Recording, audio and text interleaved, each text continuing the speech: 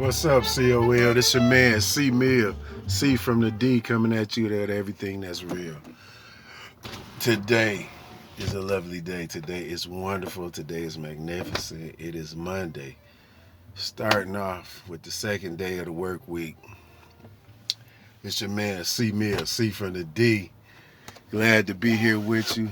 You could be any place in the world right now, but you're right here with me.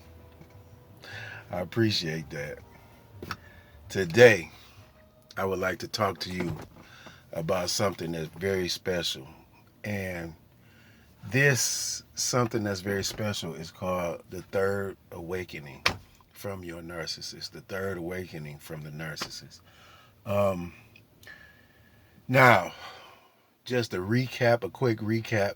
Your first awakening from the narcissist will be, when you realize what's going on. You know what I'm saying? When you realize what's going on and you like totally accept it and you leave from the narc, you separate yourself from the narc. And then you gotta fight, you're fighting through the trauma bond. The trauma bond is when, you know what I'm saying, you got to that point, you have left the narc, but you haven't stopped dealing with the narc. Let's keep it real now. You know what I'm saying? You ain't stopped dealing with the narc. You know what I'm saying? So you still messing with the narc. You know what I'm saying? Because you like that trauma bond is holding you there. You so used to that drama. You know what I'm saying? With that narc, you can't leave him alone. So you still messing with the narc. You know what I'm saying? So the third awakening is when you really super duper really wake up and really realize that you are wasting your time dealing with this narc. The narc does not care about you. The narc has love bombed you, gaslighted you, gave you a word salad, you know what I'm saying, and trauma bonded you. You know what I'm saying? So now when you separate, you realize what it is, you separate, fighting through the trauma bond. The trauma bond can take a while. Depends on how long you've been intertwined with it and how deep rooted you let them spirits get into like messing with your spirit and with your mind and your subconscious. Because remember, they doing spells on you. You know what I mean? They doing witchcraft on you. They doing voodoo on you. The spirits is helping them out to deceive you. And then, you know what I'm saying, they doing sequences with your mind, the sequence of the push-pull method, the sequence of, you know what I'm saying, all the other little sequential games that they play, which they are led by the spirit. So it's not like the narc is really smart. It's just that demonic essence that's on them is leading them to do these things. You know what I'm saying? Because they have already given up. They were once in your situation. Even though they're putting you through it right now, they were once the victim. But they fell through the floor. They fell down. They got raptured up into the evilness. You know what I'm saying? And they gave up. And now it's just like the movie. I keep telling you, like the movie It Follows. Now it jumps onto them. You know what I'm saying? And they submit themselves to the narcissistic spirit because they start believing that nobody is good. They start believing that everybody is maliciously um, man, mani- mal- maliciously manipulative and maliciously don't care about somebody. But that's why the Bible talks about don't harden your heart. You don't give in to that nasty spirit that has attacked you. You don't give in to that funkiness that them demons tried to displace on you and that person that the demons are working with. You don't give in to that funk like that, man. You can't. Because then you become a narc. You got to still understand, stand strong, and understand that those are demon spirits. They're trying to desecrate you of your greatness that God put in you, to make you throw it away and say it ain't worth it. I'm gonna be like this person was to me. I'm gonna be evil to people. I'm gonna mislead people. I'm gonna desecrate people. I'm gonna degrade people. I'm gonna strip them of their positive energy, their dignity, their self-respect. Because you know the narc didn't put you through the ringer. You already know that. Like, let's not even pump fake on that. You know what I'm saying? The narc done put you through some stuff. You know? That's why you on this computer searching up answers, because your mind has been twisted in so many ways. You've been thrown around in the washing machine, the whirlwind cycle, the spin cycle, you know what I'm saying? Rewash and rinse again cycle. And the funny part is, after they put you through all those cycles, you still come out feeling dirty. You still come out feeling funky and dirty. You know what I'm saying? Because that's what they want. That's what those evil spirits want. That's what Satan wants. They want you to dissipate, get away from, and break away from all the positive energy.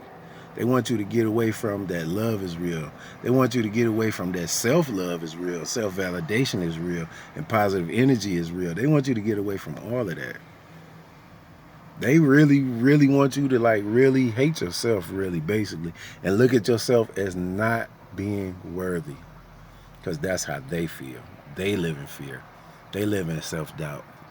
They need validation from other people. Why do you think they work so hard at getting people to like worship them? They need self-validation. They cannot validate within self. They have done so many funky, raggedy, discombobulated, pure, unadulterated evil to people. They don't feel good in the inside. They know that. So the feeling, remember the projection. They're projecting their funky, ill feelings onto you. They're projecting all of that stuff onto you. And another method that they use is the method of repetitive. We are repetitive creatures. So they repeatedly tell you what you are. They repeatedly tell you that you are not worthy. They repeatedly tell you that you ain't nothing. They repeatedly tell you that you're not of any value. They repeatedly tell you, you know, that you ain't never going to amount to nothing. They repeatedly attack you and tell you. They attacked you for first off, you had to have that light in you, or they wouldn't even pick you as a target. They would not have picked you as a target, because you got that good stream of light beaming right down upon your head, right into your subconscious and your spirit and your soul and your body and your mind and your heart. They know that. Come on now. They know that. You know? So what they trying to do is sell you a dream. And they're going to keep repeating it to you until you believe in it. They're going to drill it in your head until you absolutely, consequentially believe in that.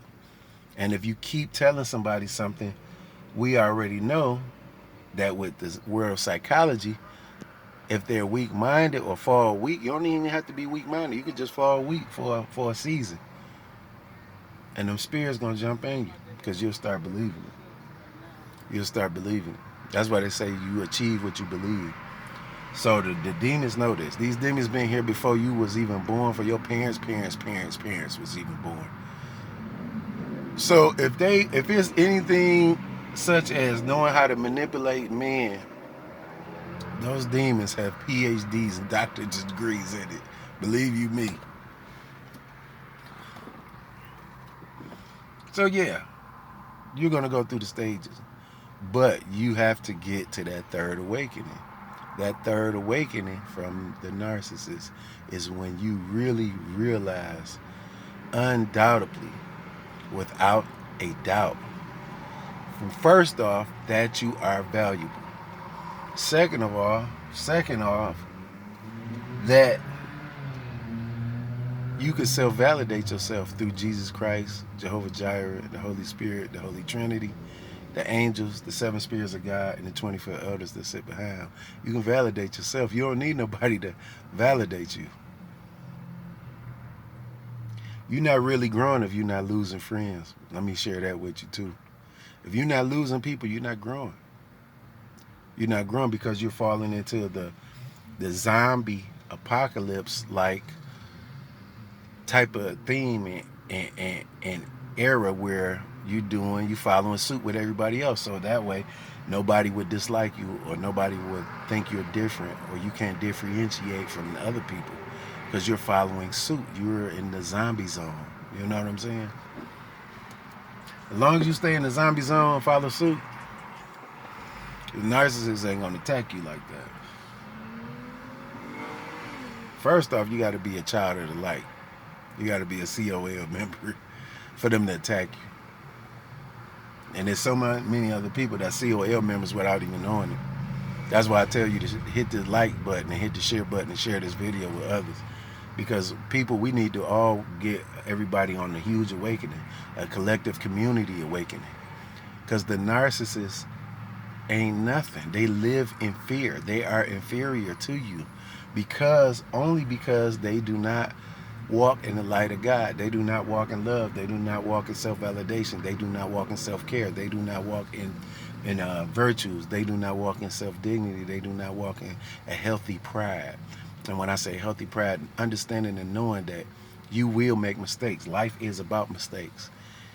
If you was perfect, you would have been on that cross walking on water telling Peter to jump off the boat and feeding everybody with 2 pieces of bread, 2 loaves of bread and a fish, or one fish, or 2 pieces of fish and a loaf of bread, however it was. You are going to make mistakes. That's the beauty of being a healthy person. You're not perfect. Nobody's perfect. Definitely not the narc. So you can't buy into that negative stipulation that they're trying to sell on you or put on you, or like trying to like synchronize that into your mind, you know. But when you get to that third awakening, mon frere, now you're talking. Now the narcissist starts to realize that you do have a brain and that you do have virtues, despite what you might have did with the narc, sexually immoral acts, arguing with the narc, swearing on this, swearing on that, trying to prove something to somebody that you can never prove nothing to, because even though they know you telling the truth from the giddy up, they're going to mind fuck you to make you think that you're not telling the truth. That's those spirits' jobs. That's those devil's advocates' jobs, is to manipulate your thinking. But when you get to that third awakening, you can validate yourself with that, like Superman had that S on his chest, with that big V on your chest, and with that big L on your chest, self-love. I appreciate y'all. Hit that like, subscribe. Hey, I see y'all on the next one, man. We'll talk.